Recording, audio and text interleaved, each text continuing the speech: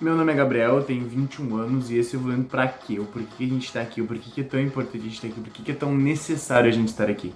E no vídeo de hoje eu queria comentar um livro que eu terminei de ler, que é Os Irmãos Karamazov. E durante o livro tem muitos paralelos com a vida, né? Ele é um dos maiores clássicos da literatura e principalmente uma das maiores novelas do Dostoiévski, né? Com um personagem incrível que é o Ivan, né? Dizendo que ele é o maior personagem já escrito por ele, né? Onde ele consegue perguntar muitas questões morais ao longo do livro. Os diálogos do Ivan são os melhores diálogos. Ele tem as melhores partes no livro. Ele consegue traduzir as melhores perguntas, muitas vezes não tem respostas. Então, se Deus não existe, tudo é permitido, a famosa pergunta. Se Deus não existe, então a gente pode fazer tudo. Então, como isso funciona e como isso é colocado pra gente ao longo da história. Mas o que leva o Ivan a ser tão incrível é a construção do personagem, que é feita pelo Dostoiévski maravilhosamente. Ele é o irmão do meio, ele é o irmão do meio, né? O mais velho é o Dmitri, né? Ele é o Ivan e o Alyosha é o mais novo. É uma história de uma família que tem muitos convívios, muitas perspectivas, muitas análises, muitas situações tretis, né? Com confusões, com percepções erradas, com ideias cotidianas, com relações conturbadas entre o pai, que o pai não criou nenhum dos três. O pai é o crítico, ser humano que não presta, aquele que é boêmio, aquele que é ébrio, aquele que tá o tempo todo bebendo, aquele que tá o tempo todo na noite, aquele que tá literalmente o tempo todo fazendo as belezas da vida mundana, se for parar pra pensar. Então ele não criou nenhum dos três. O mais velho tem muito ressentimento com ele. E a partir disso se desenrola a história. E é muito incrível como o Alyosha, ele tenta sempre conseguir ajudar todos. O Ivan é um intelectual, o Ivan não se envolve tanto, ele tá sempre numa situação mais pra cima, parece, do que os outros, mas ele tem muitas visões, ele conversa muito com o Alyosha, com o Dmitri, o próprio pai, ele consegue sempre também dar a sua opinião e deixar ela bem formada, né? Ao longo da novela, né, do livro, que são mais de 800 páginas, tu consegue fazer muitos paralelos com a vida, né? Um dos paralelos principais é a confusão entre o pai e o filho, porque o pai não é um pai muito legal, o pai não é um cara muito agradável. Quantos outros pais também, tem uma parte do livro que fala, né, não são que nem o pai dos três, é um ébrio, né, o tempo todo na noite, o tempo todo fazendo coisas e não cuida de nenhum dos filhos, né? Então, um paralelo pra tua vida, né? Normalmente a gente talvez não tenha pais muito bons, ou quando tem, é muito bom também, mas quando a gente não tem problema essa figura ser extremamente absurda, ser extremamente, meu Deus, meu ídolo. Não precisa ser teu ídolo. Eu acho que esse é o primeiro ponto, assim. A gente tenta sempre idolatrar os pais. Ponto que me pegou bastante, assim, quando eu li o livro, porque foi mostrado, assim, que a gente não precisa estar o tempo todo idolatrando pais, famílias e pessoas incríveis, assim, que eles também são seres humanos e também fazem cagada. A gente pode, sim, ter uma outra visão de mundo a partir do momento que tu consegue, com um olhar, mudar todas as situações de vida, ter muitas análises do que fazer e do que não fazer. Então, se você tá passando uma situação difícil com seus pais, não precisa, sei lá, ser o cara, entendeu? Nossa, eu tenho que amar eles. Não precisa amar eles, porque muitas vezes pais não são tão legais. Um outro aspecto que eu gostei bastante assim, de ler, assim, de refletir sobre, é as relações entre